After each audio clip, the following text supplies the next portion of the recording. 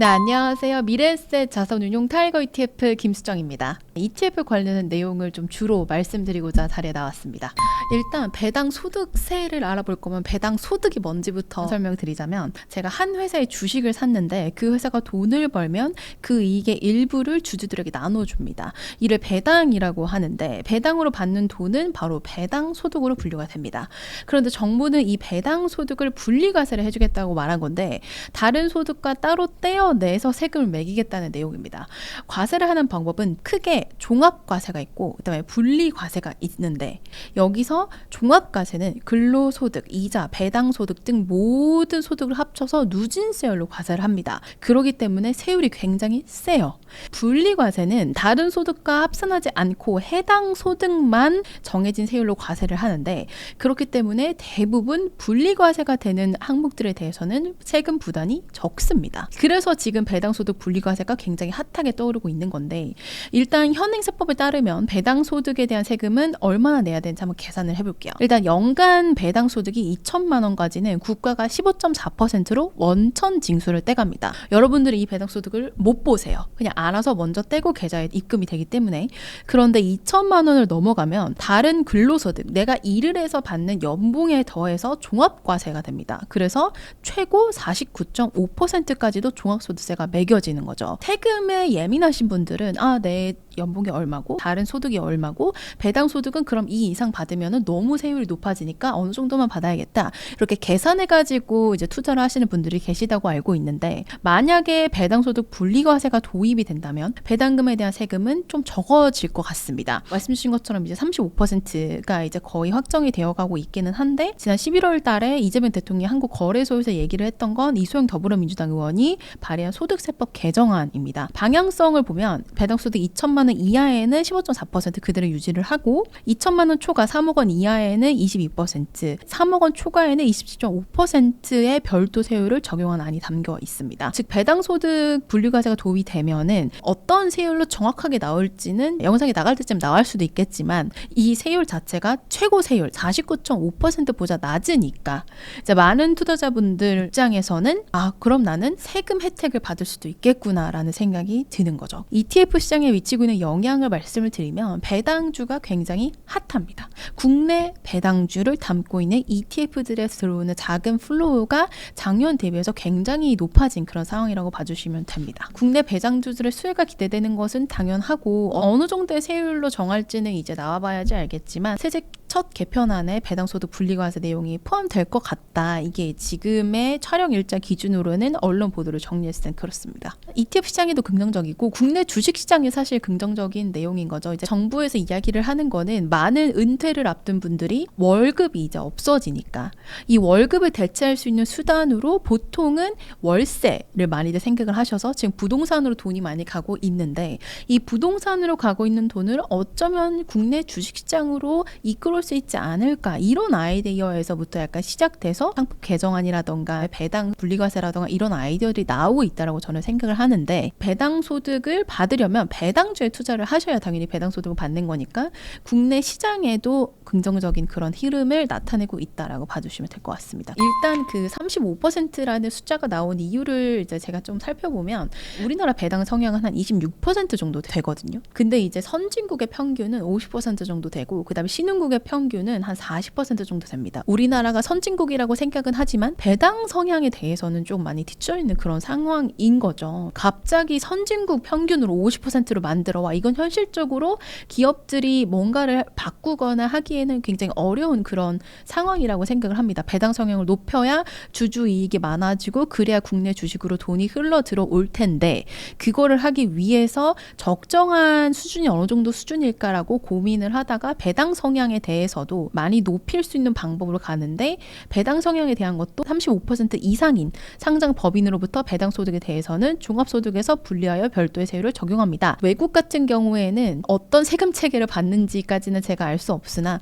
우리나라의 배당 성향에 대해서는 높이기 위한 노력들, 배당 소득세도 분리과세 되면서 투자자분들을 국내 주식으로 좀 많이 유인할 수 있는 그런 유인책들이 많이 늘어나고 있다라고 생각이 됩니다. 약 두 가지 정도 있다라고 생각을 하는데, 첫 번째 이유는 코리아 디스카운트 해소 해소. 두 번째 이유는 조방원, 조선방산원전처럼 우리나라의 성장산업, 그런 테마형 기업들이 좀 관심을 받았다라고 생각이 되는데, 일단 첫 번째로 좀 돌아가서 코리아 디스카운트 해소는 6월 달부터 본격적으로 저는 진행이 됐다고 생각을 합니다. 이재명 대통령이 당선이 되고 코리아 디스카운트 해소를 좀 앞에 내세우면서 과연 한국이라는 나라가 매력도가 어느 정도인지를 봤을 때는 경제 성장률도 그렇게 좋지 않고 고령화 사회에 진입을 하고 있어서 우리나라 주식의 인기가 뭔가 어필이 안 되는 것 같은 거죠. 그래서 이제 코리아 디스카운트 해소를 위해서 상법 개정안도 바꾸고 배당 소득세도 바꾸고 기업들의 배당 성향을 높이기 위한 방법도 찾아내고, 그래서 그런 방법들이 다 모여서 코리아 디스카운트 해소되는 구간이라고 저는 생각을 하고 있습니다.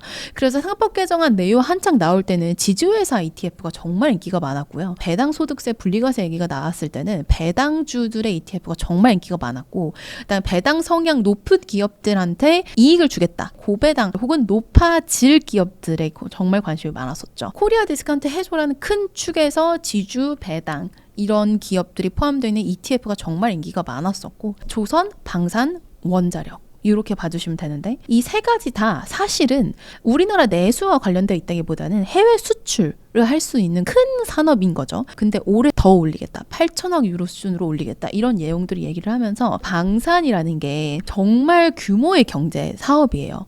그냥 갑자기 내가 책상 하나 두고 오케이 나 이제부터 방산 회사야 이런 거는 말이 안 되는 거잖아요. 탱크를 만들고 배를 만들고 잠수함을 만들고 이런 게 기술력이 필요한 거기 때문에 미국 방산, 유럽 방산, 그 다음에 우리나라 방산까지도 다 수혜를 그렇게 받았다라고 봐주시면 되는데, 산업별로 다 다르긴 하겠지만 조선 방산, 원자력 같은 경우에는 산업 성장 스토리가 있는 그러한 테마이기 때문에 코리아 디스카운트 해소 같은 경우에는 상법 개정안이라던가 배당 소득의 분리과세, 그리고 정책적인 측면에 많이 기대는 부분이 있습니다. 아무래도 정책이 어느 정도로 투자자들한테 우호적으로 나오느냐에 따라서 달라질 것 같습니다. 항상 뭐가 더 좋아요를 많이 물어보세요. 둘 다 하세요. 포트폴리오를 만드셔야 된다. 왜냐하면은 미국이 지금 신고가를 경신을 하고 있는 상황이긴 한데 그게 앞으로도 이어질까?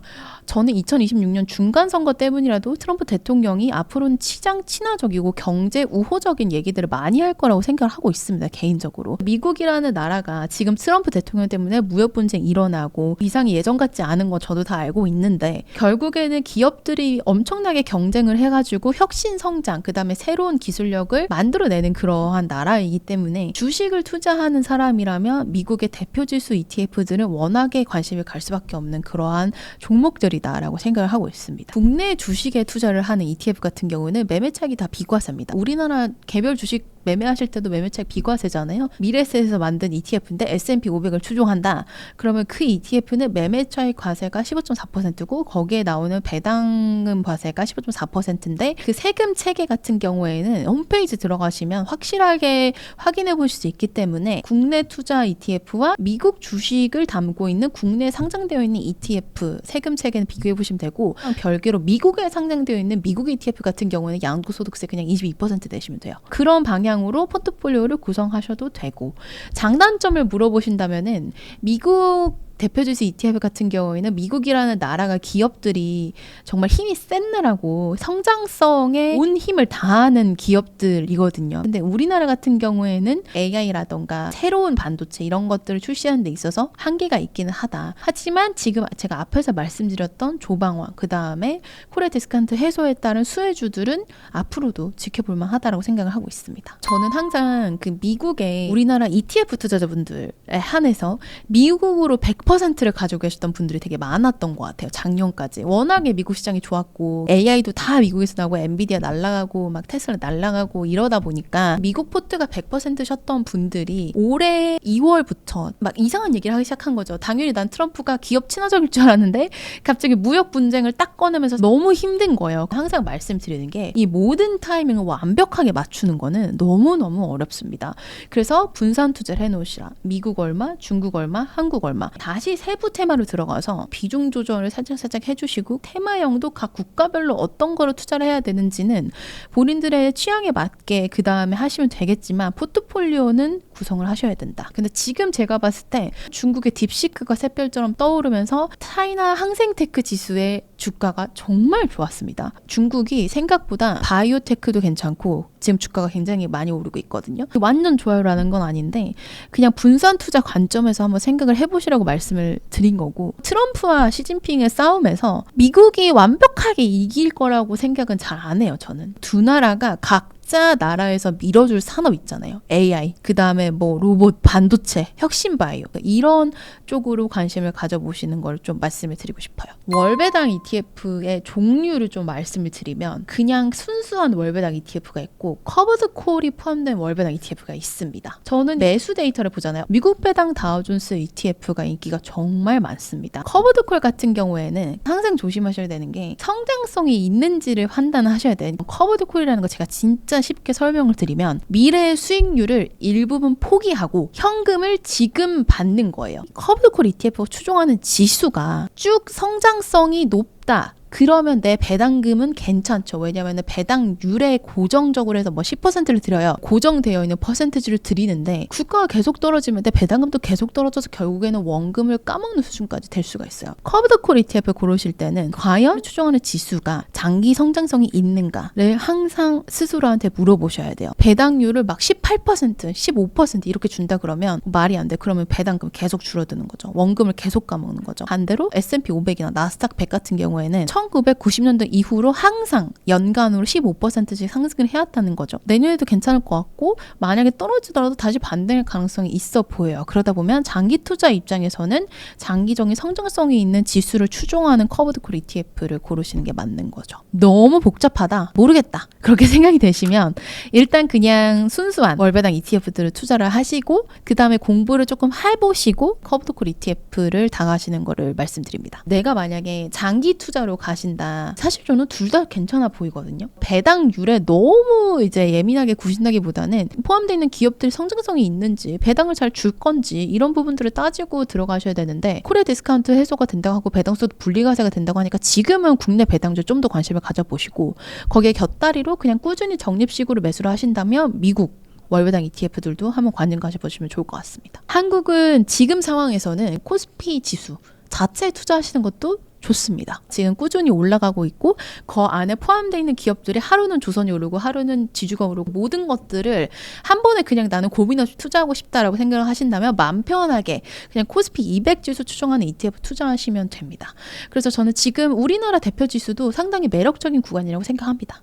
AI와 반도체는 사실 긍정적인 뉴스들이 많이 나오고 있는 상황이고 AI는 여러분 없어지지 않을 거예요. 돈의 맛을 봤단 말이에요. 그러면은 그들은 무슨 수를 써서라도 AI를 발전시키는 방향으로 갈 겁니다. 더 똑똑하게 만들기 위해서는 소프트웨어부터 하드웨어 엄청나게 많은 양의 데이터를 양질의 데이터를 사용을 해야 되는데 이 소프트웨어 기업들이 그런 거를 할 수 있도록 해주는 역할을 합니다. 그래서 AI에 만약에 내가 투자를 고려하고 있다 그러면은 미국 테크 탑10 기업들을 보는 것도 방법입니다. 왜냐하면 그 기업들이 이끌어 가거든요. 그런 테크 기업들 보시는 것도 방법이고 그래서 우리나라 K-뷰티는 자리를 잡은 것 같아요. 이미 자리를 잡았고 앞으로 어떤 기업들이 미국에서 수출을 잘하느냐, 어떤 기업들이 각광을 받느냐, 그 다음에 컨텐츠 미디어 이런 거를 말씀을 드리고 싶은데 K-팝 데몬 헌터스 저도 봤거든요. 나오자마자 봤는데 수혜가 어디로 이어질까를 고민했는데 넷플릭스 좋겠죠. 우리나라가 수출을 외국으로 해서 좀 각광을 받을 수 있는 그런 기업들, 그 다음에 그런 기업들을 포함하고 있는 컨셉 ETF들, 테마형 ETF들 관심 가져보시면 좋을 것 같습니다. 금리가 인하됐을 때 관심을 가지셔야 되는 거는 성장주. 본인 기업의 성장을 위해서 R&D를 엄청나게 많이 열심히 하고 앞으로의 새로운 성장 동력을 찾아서 나서는 그런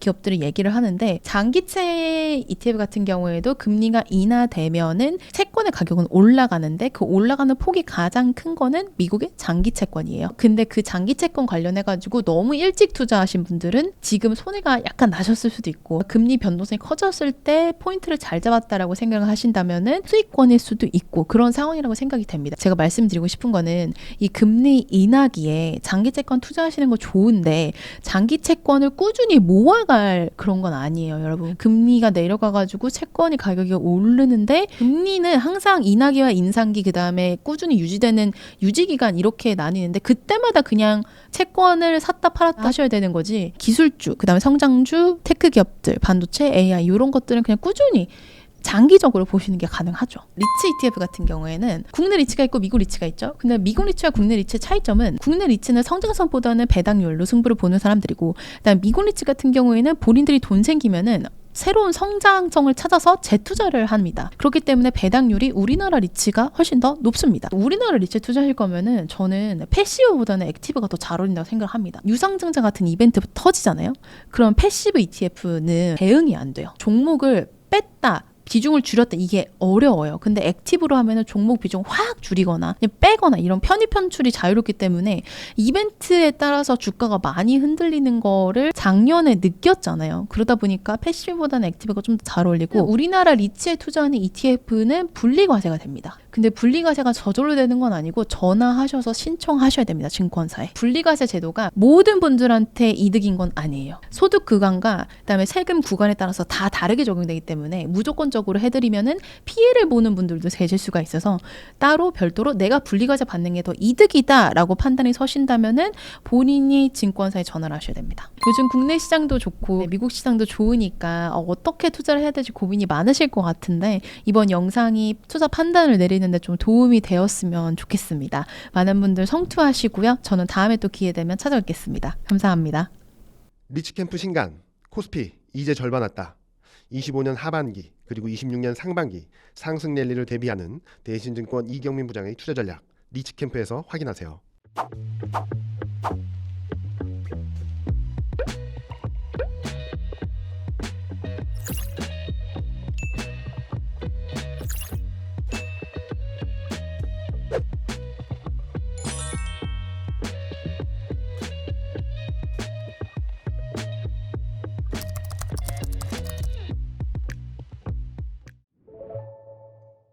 본 방송에서 제공하는 투자 정보는 투자 판단에 참고만 하시기 바랍니다.